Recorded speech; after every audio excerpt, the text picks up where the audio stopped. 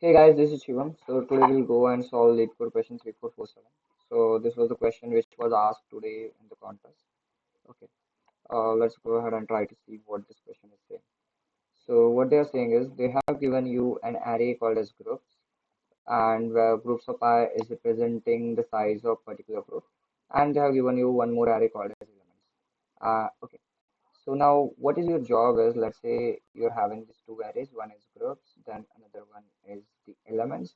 Now for each and every element of the array groups, what you have to do is, let's say if I pick 8, then for 8 I need to figure out which is the element in this array which is completely dividing this 8.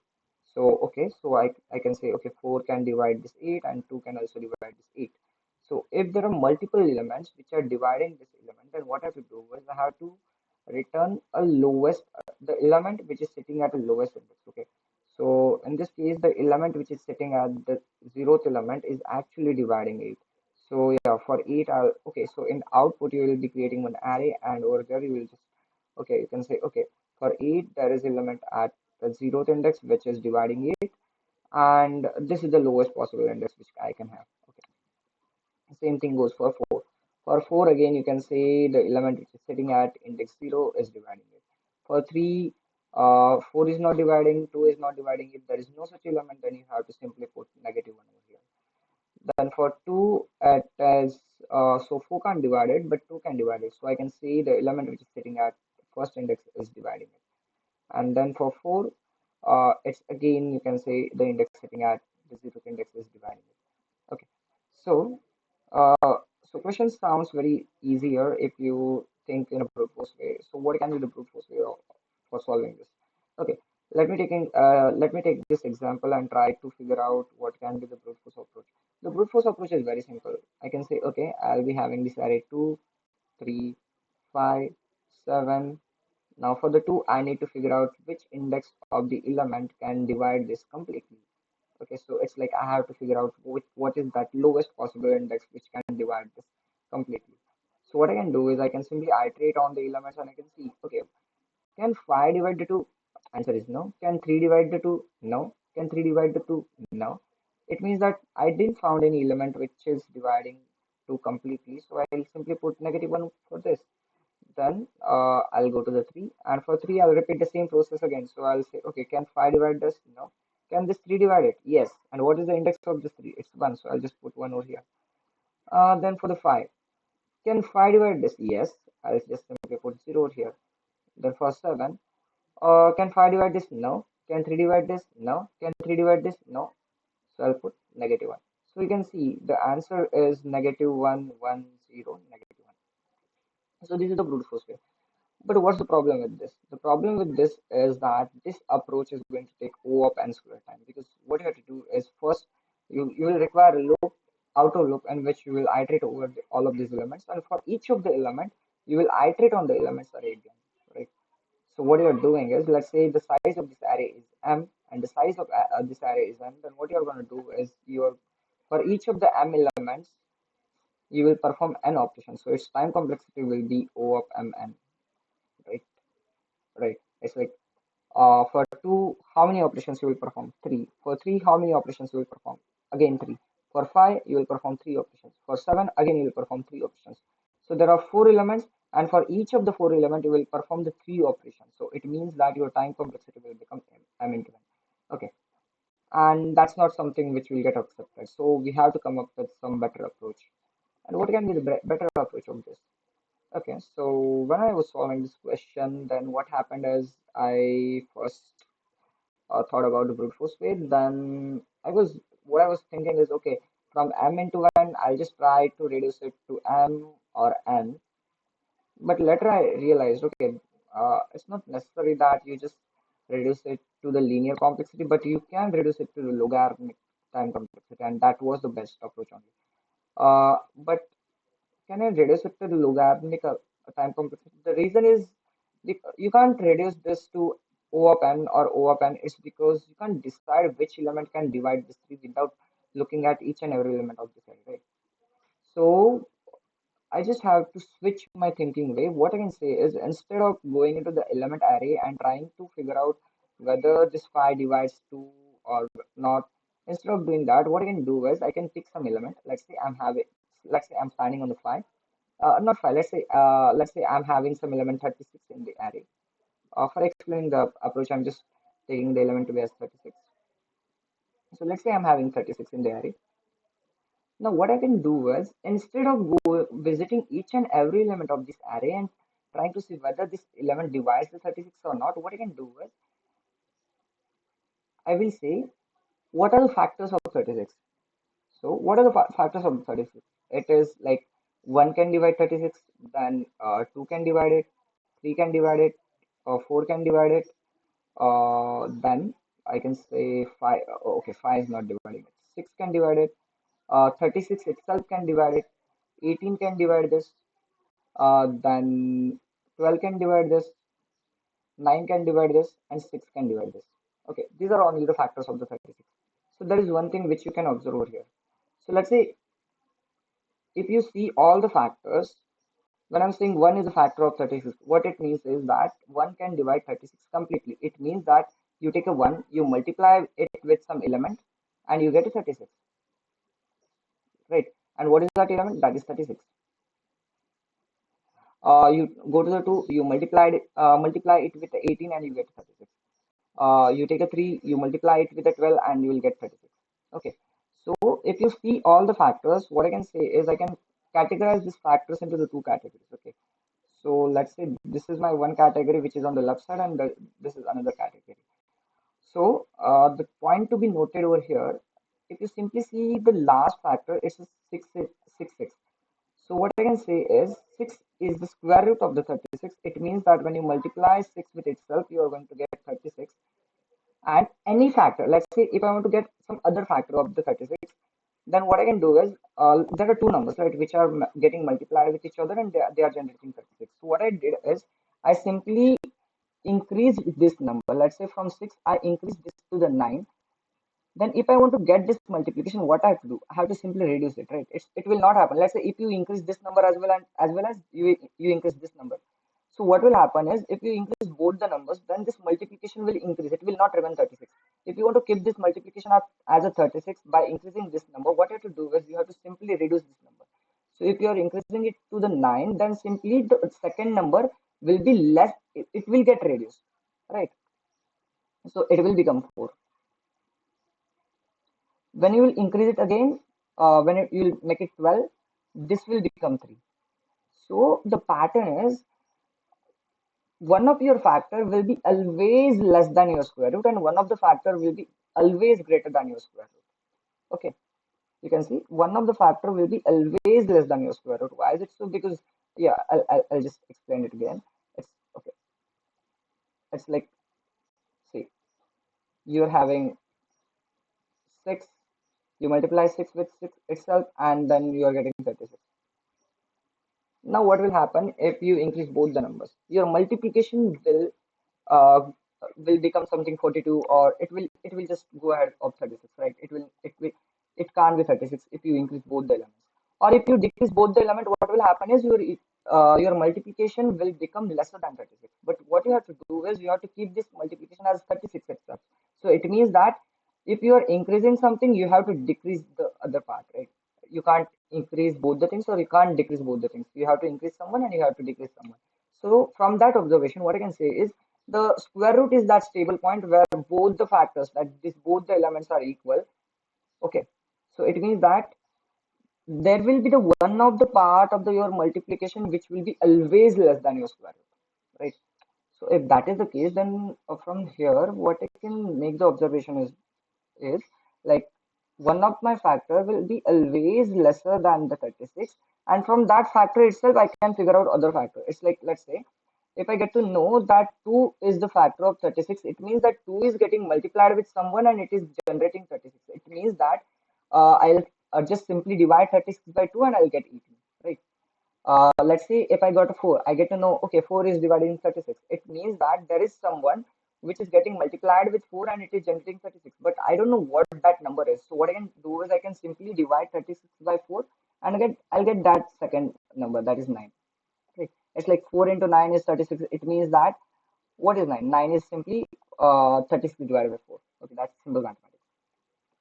So based on this observation, what I can do is for each and every element, let's say my element is 36. My element is 36. What I'll do is I'll iterate from number 1 to its square root, that is up to 6. Okay, then I'll see. Okay, like from 1 to 6, I know whatever number which are going to divide 36, they will be in this range only, 1 to 6. Yeah, there will be the number which are greater than 6, like 12 or 18, but you can figure out those number from this number itself. Like you got 2, from 2 you can figure out, okay, the other number will be 18. Okay, so you will iterate from 1 to 6. Let's say I'm iterating, so I'll go to 1, and what I'll do is I'll see, okay, can 1 divide the 36? Yes, 1 can divide it. Okay, then what I'll do is I'll see whether 1 is present in this array or not. Okay, 1 is not present. It means that the answer, like answer for the 36 cannot be the 1 or index of 1 because 1 is not present. Then I'll go to the 2 and I'll see whether 2 is dividing 36 or not. Yes, 2 is also dividing it. Then, okay, I'll see whether 2 is present over here or not. Yeah, it's not present. Okay. Then I'll figure out what is the other part of the multiplication. The other part of the multiplication is 18. So I'll just see whether 18 is present over here or not. And I can see 18 is not present, right? Okay. So I'll go to the 3. Now let's say again 3 can divide 36 and I can see 3 is present over here. At which index 3 is present? So 3 is present at two index 1 and 2. So which index I need to put into the answer array? So I have to simply put the index 1 because that is the lowest index amongst these two, right? So this is what the approach I can apply. So again, what I can do is I can iterate from 1 to the square root, and for each of the number between 1 to square root, I can simply see whether this number is dividing the given number or not. If it is dividing, then I need to simply go and check into the element array whether that element is present or not. But again, if you just simply go into the element array and if you are trying to see whether this is present in element or not, it means that you have to just iterate over this entire array. In worst case scenario, that element might not be present in the elements. It means that you just iterated entire array. Again, it will give you the like its time complexity will be again kind of m cross n. It's not m cross n, but yeah, it will be kind of that. Again, that will not get accepted. So what I'll do is instead of when I just want to see whether this element 2 is present over here or not, instead of iterating here, what I can do is I can create a lookup. And what is that lookup? It's simply hash map, right? I can simply create a hash map where I'll store, okay, 5 is present at 0th index, 3 is present. Okay, now 3 is present at two index, 1 and 2. Which index I'll keep in hash map? I'll keep 1. I'll keep the lowest index. Why I'll keep lowest index? Because if there are two elements, which element I have to pick? I have to simply pick the element which is sitting at the lowest index. So that's why I'll keep the 1 over here. Okay, and I'll go ahead. So in my approach, what I'll do is before doing this, first of all, I'll just iterate over the elements. I'll create a hash map. In the hash map, I'll just keep a mapping. Like I'm having 5, which is present at element 0. Then I'm having 3, which is present at element 1. Also at index 1. Once I got this hash map, then what I'll do is I'll simply iterate over this groups array. I'll simply iterate over this groups array, and what I'll do is for each element of the array, okay, I'll iterate over this group array, and for each of the element, let's say I got element 5.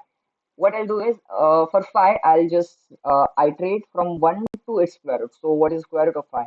So it will turn around 2 point something, right? So I can iterate from 1 to 2. So I can iterate over 1 and 2. Okay, so I'll go to the 1 and I'll see. Can 1 divide the 5? Answer is yes. Is 1 present in this array? Like, is 1 present in this map? It's no. It means that, okay, 1 cannot be the answer. Then what is that other number which is getting multiplied with 1 and generating 5? That's 5.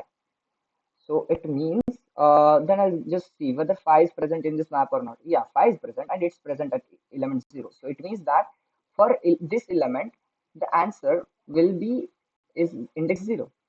Okay, that's simple approach. Okay, so let me dry run over this test case and we'll get it better. So first of all, what I'll do is I'll just iterate over this array elements and I'll create a hash map. Okay. So in hash map, what I'll keep is the element 5 is present at element 0. The element 3 is present at index 1. So let's say this is my hash map, which is just a lookup. Then in that hash map, okay, I just visited element 0, sorry, index 0, and I can see 5 is present over here. And I'll just say, okay, 5 is present at index 0. Then I'll go to the index 1 and I'll see, okay, 3 is there and 3 is present at index 1.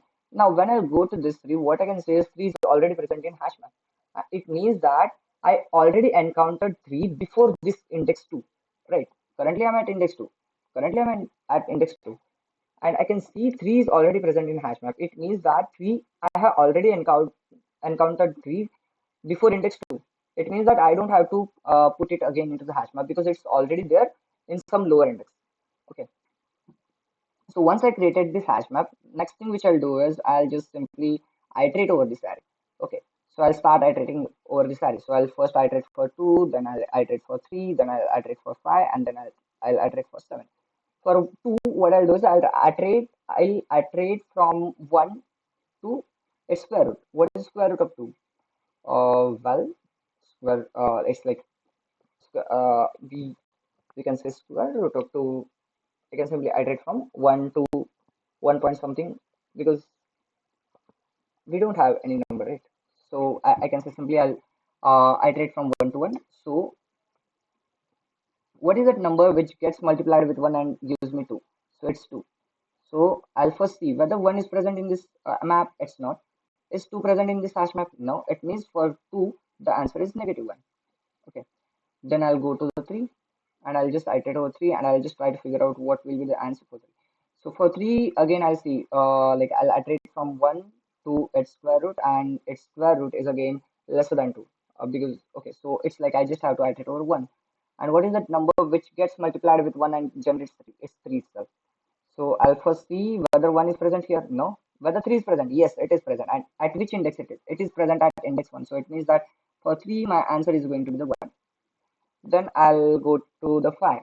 And again, for 5, I'll see I have to iterate from 1 to 2 because the square root of 5 will turn around 2 point something, right? So it means that I'll iterate from 1 to 2. Then for 1, the another number is 5, and for 2, I can say it will be 2 point something. All right, so I'll simply take 2 here, 22. Okay, again it's not dividing it, but it's like this number is not dividing. Before checking this number into the hash map, first I have to check whether this number is dividing or not. So I can simply say 2 is not dividing. It means that I'll not even check in the hash map. So I'll simply okay, for 1 I can say 1 is completely dividing it. It means that I have to check in the hash map whether 1 is present or not. 1 is not present.